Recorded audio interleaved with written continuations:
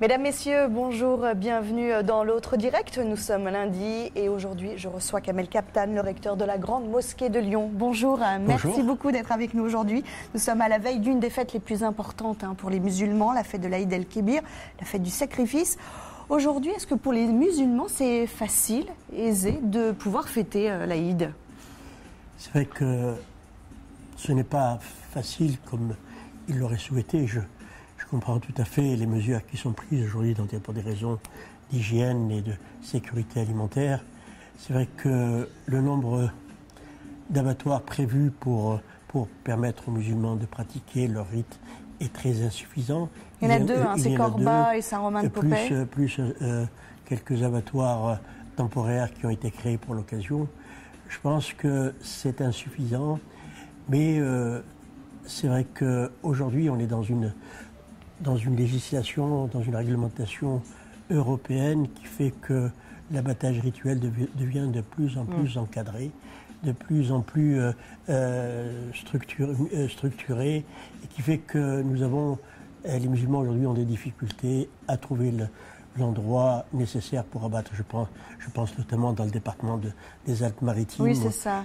Où il y a vraiment, ils appellent au boycott, il faut aller dans le Var. Donc ici dans la région, nous sommes privilégiés par rapport à certains. Nous, à la mosquée de Lyon, nous avons organisé, nous avons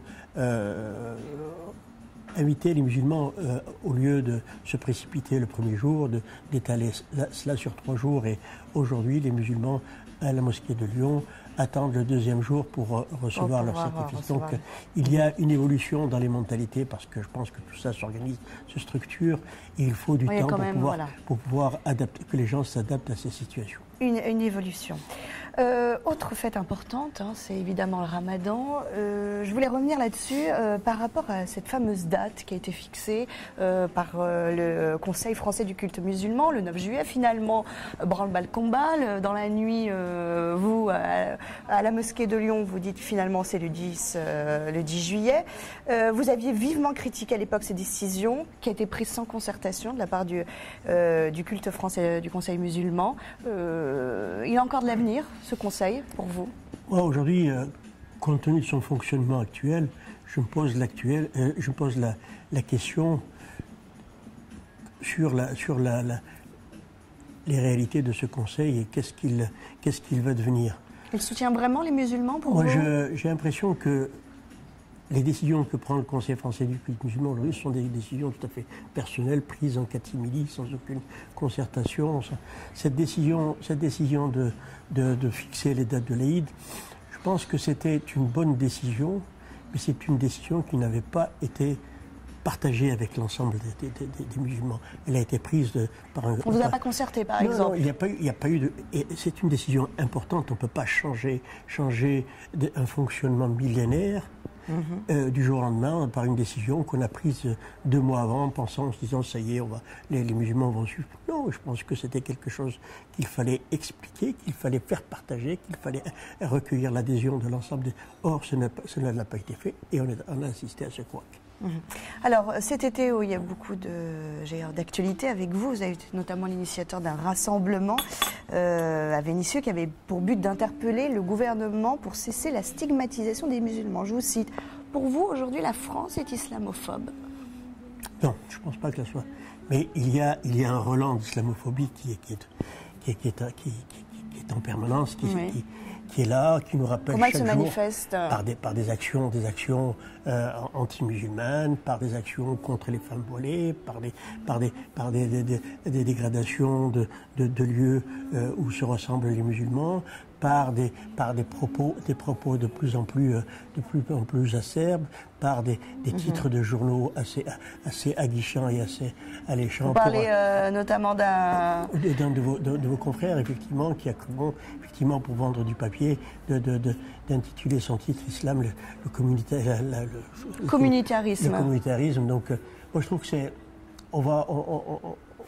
Est-ce qu'on ne vous pousse pas au communautarisme, justement? on pousse. Aujourd'hui, je pense que les musulmans ne cherchent pas. S'ils l'avaient été, ils seraient organisés. Le CFCM serait bien organisé, structuré, etc. Ils ne sont pas communautaristes. Ils veulent effectivement ils donnent chaque jour la preuve qu'ils veulent s'intégrer, faire partie de cet ensemble social qui est la France. Mais j'ai l'impression que de l'autre côté, il y a des réticences, il vaut mieux pas. C'est qui de l'autre côté? Qui c'est qui a des réticences? C'est les politiques, c'est les gens, les habitants. Moi, j'ai l'impression qu'il y a une méconnaissance totale de ce qu'est cette communauté et on ne veut pas la connaître, aller plus en avant. Moi, je dis l'islam est une religion étrange et étrangère pour beaucoup parce qu'elle est pratiquée par des étrangers, alors elle devient étrangère et de ce fait-là, on est inquiet, on se pose la question. L'islam fait peur encore aujourd'hui. Parce qu'effectivement, l'actualité internationale qui est là pour nous rappeler un certain nombre de choses. Alors que la grande majorité des musulmans aujourd'hui n'aspirent qu'à vivre en paix, à vivre leur islamité en toute transparence, avec l'ensemble des autres Français. Et je me fais un peu l'avocat du diable, mais est-ce qu'il ne faut pas convaincre aussi que l'islam est compatible avec la laïcité? Vous savez, aujourd'hui, la laïcité, c'est devenu, à mon sens, une quatrième religion. On veut à tout prix que cette laïcité... Or, laïcité, c'est un principe. Ce n'est pas une opposition permanente à telle ou telle religion. C'est un principe fondamental qui permet à chacun de pratiquer librement son culte. Or, aujourd'hui, le fait de parler de la laïcité lorsqu'il s'agit des musulmans, c'est une façon d'opposer la laïcité à l'islam. Moi, je dis non. La laïcité, c'est un principe fondamental qui doit être... L'islam peut s'intégrer dans la laïcité, c'est ce que vous êtes en train de dire. Tout à fait. Je suis intégré, je ne vois pas en quoi je différerais de vous, de quelqu'un d'autre. Je ne vois pas ce que la majeure partie des musulmans qui travaillent et qui pratiquent normalement leur culte sont différents d'un catholique ou d'un juif. Pourtant, il y a une frange radicale de l'islam qui est contre la laïcité. Il y a des franges radicales partout. Il y en a chez les catholiques, il y en a chez c'est vrai que chez les musulmans, elle est plus active, beaucoup plus visible, etc. Elle est plus visible, c'est ça, elle est plus active. Je pense qu'il faut, moi, à mon sens, aujourd'hui, c'est une réaction aussi à cette islamophobie, à cette montée de l'intolérance à l'égard des musulmans, qui fait qu'aujourd'hui, les musulmans veulent quelque part montrer qu'ils ne sont pas d'accord avec ce qui se fait, et eux aussi se crispent. Et c'est cette crispation qui fait qu'aujourd'hui, on assiste à des montées de l'intolérance, à des montées de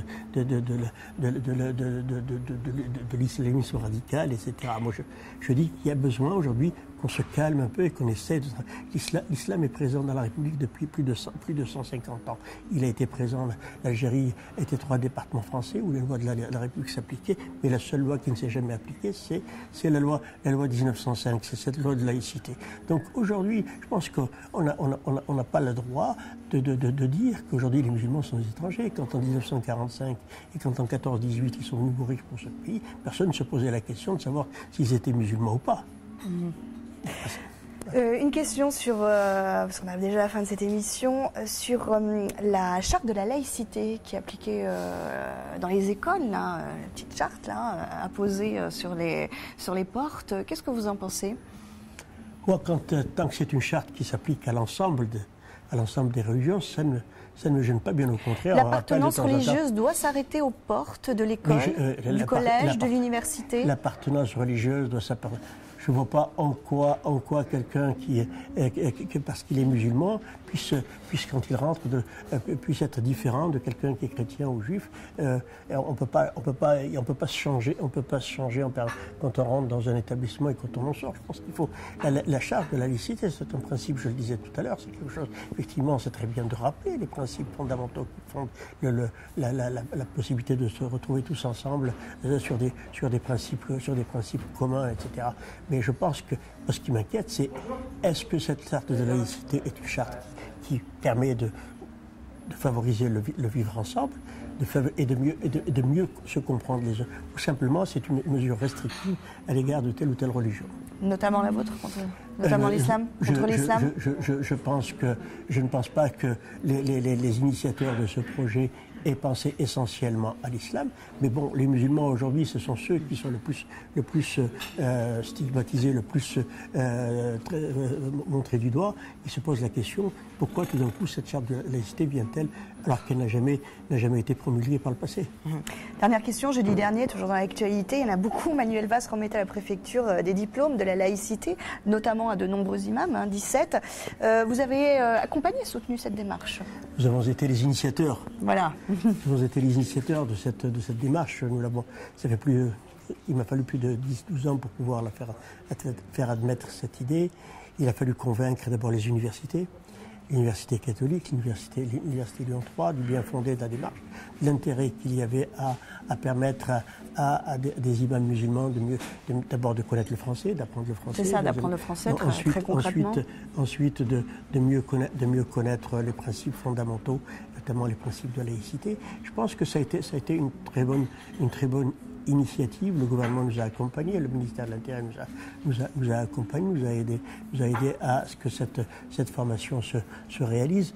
Cela prouve aujourd'hui que la communauté musulmane, quand elle est capable de faire des propositions, simplement, faut qu'elles soient entendues et écoutées. Malheureusement, des initiatives comme celle-là, beaucoup en proposent, mais très peu aboutissent. Et c'est notre souhait aujourd'hui, c'est qu'il y a des initiatives qui se prennent un peu partout en France, des musulmans qui veulent montrer leur capacité à s'organiser, à se structurer, à faire en sorte que leur religion ne soit pas une religion simplement de peur, mais au contraire une religion d'ouverture et de paix envers les autres, qu'elle soit aidée et qu'on soit enfin compris.